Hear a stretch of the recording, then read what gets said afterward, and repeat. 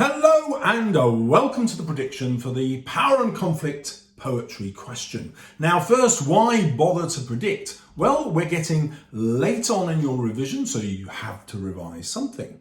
There is obviously a caveat to the prediction. This is not a guarantee that this question is coming up. It's just my best guess. So what have we had in the past? Well, we have had 3 war poems and Ozymandias, Bayonet Charge, War Photographer and Remains. So the chances are those are not going to come up again. That leaves us with 11 poems. Our next question is, are they likely to pick the theme of war again or something else?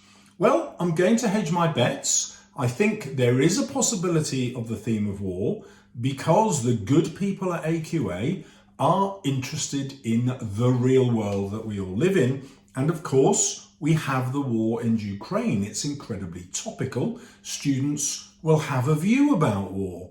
So the examiners are very likely to want to include it. Against that, however, is the fact that war has been asked so frequently, and also the questions were probably set before the war in the Ukraine.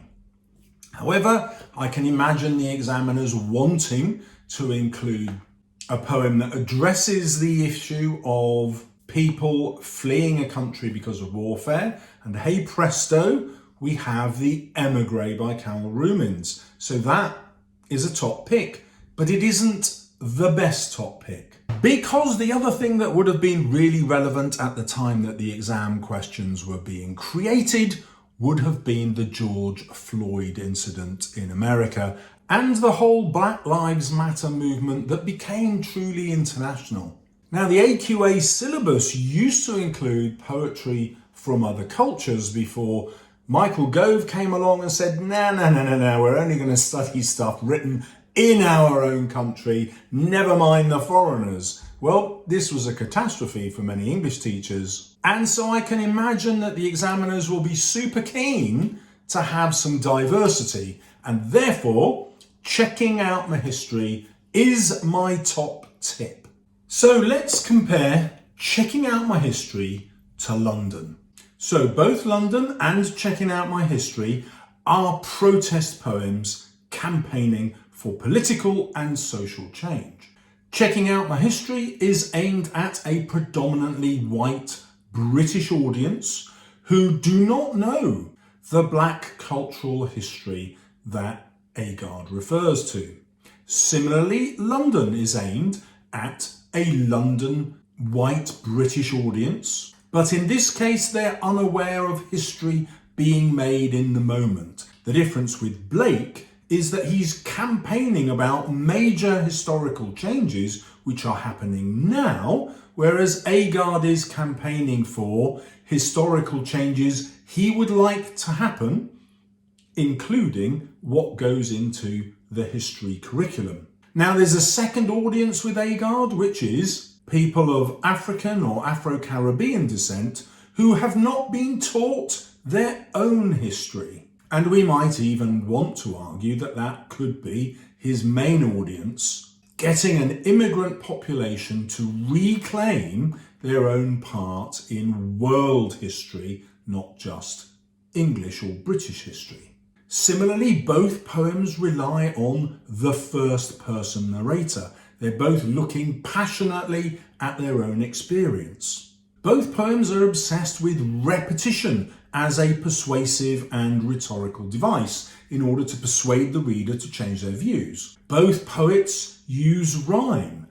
Blake uses rhyme, a quite childish quatrain, like a ballad, because he wants everything to be so easy to understand. AGARD, on the other hand, exploits this ballad-like meter and rhyme in order to mock and make fun of the nursery rhymes that he claims he was taught as part of his history curriculum at school, instead of a much more real and relevant history. Unlike Blake, AGARD then employs a completely different rhyme scheme, much freer, much looser, much more repetitive, when he gives voice to the Afro-Caribbean and Black African characters in his poem. Both poets employ contrast. AGARD is quite specific. placing one contrast in front of the other. This was my British experience. This is the Afrocentric experience that I could have been taught. Whereas Blake allows that contrast to be implicit. So here we have the reader's view of marriage, and here we have my view, which is that it's a hearse. Here we have the reader's view of the monarchy, but here we have my view that blood will be running down palace walls, revolution is coming. We can argue that the endings give us a major difference between the poets. The anger of Blake is summed up with this metaphor of the marriage hearse. We get this incredible sense of anger, not just at the establishment, but at the behaviour of men. They're the ones who've been sleeping with the harlots, bringing sexually transmitted diseases into their own houses, and not only damaging their wives, but blighting their children's lives as well. Not just metaphorically, but through passing on these sexually transmitted diseases to their children. So Blake leaves us with a sense of rage, despite the rather comforting rhyme scheme. Agard, on the other hand, gives us a sense of hope, and it starts with him. I'm checking out my own history, he finishes with, and that is then an invitation to the reader to examine their own. To a reader from an immigrant background, it's an invitation to find their real history, and to the white British person, it's an invitation to go back and look at their own history and broaden it to be more Afrocentric instead of just Eurocentric. Now, if EMIGREE comes up, my point of comparison is going to be Storm on the Island. Both poems are about political unrest at home, and they're both about political conflict and violence within one society or country. There is an obvious difference. The EMIGREE has been exiled from hers, whereas the speaker in Storm on the Island is still on that island, embedded within that conflict and determined to see it out. Both poems are similar in that they are absolutely obsessed with metaphor. Everything stands for something else. In Storm on the island itself represents wider Northern Ireland and Ireland as a whole, and the city in EMIGREE both represents the speaker's memories and the actual country that she's left behind. The imagery in both is also very violent. We have the tanks rolling in EMIGREE and this language of violence, the salvo, the strafing in Storm on the Island. There is a major difference. In Storm on the Island, the speaker is still very much including themselves with the people they're describing. The speaker talks of themselves as we, whereas there is a really threatening division between the I and the they in EMIGREE.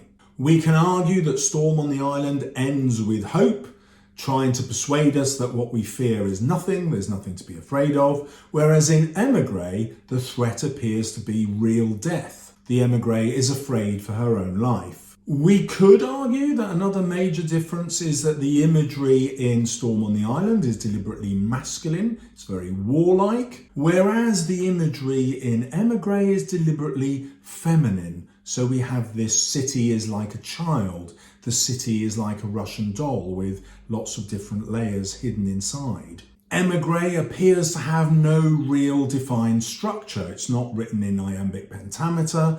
The length of each line doesn't have a common pattern of syllables, whereas Storm on the Island is unexpectedly written in iambic pentameter. This, of course, reminds us of the way Shakespeare wrote his plays, and perhaps Heaney is asking us to consider whether or not his poem is the equivalent of a history play, merely telling us what happens, or a tragedy, a warning about what might happen in the future. EMIGREE, on the other hand, feels very much like a tragedy, both describing what has happened in the past and the threatening future that might end up in the narrator's death. Now, if I've got my editing right during this video, you'll see that I have written a whole essay here, and you could replay the video to read it. Or you can say, I don't want to do that, it'll take me too long. Let me just buy your guide, Mr. Salles, in which you give us 11 comparison essays, all at grade 9. Check it out on Amazon or in the link below. And if you want more top revision tips, subscribe, ring the bell, do your thing. See you soon on my channel.